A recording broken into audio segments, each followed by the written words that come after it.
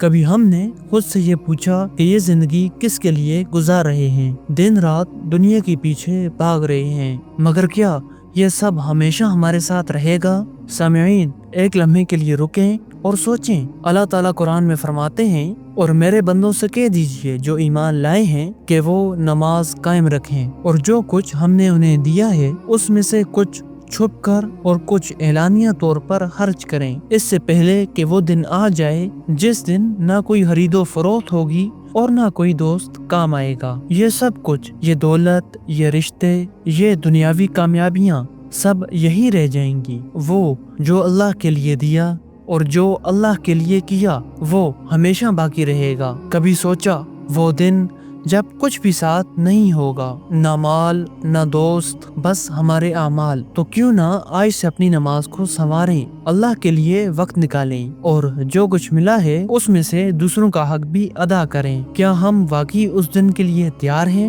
یا ابھی بھی وقت ضائع کر رہے ہیں؟ اگر یہ بات آپ کو اچھی لگی تو اسے آگے پھیلائیں، شاید کسی کی زندگی بدل جائے۔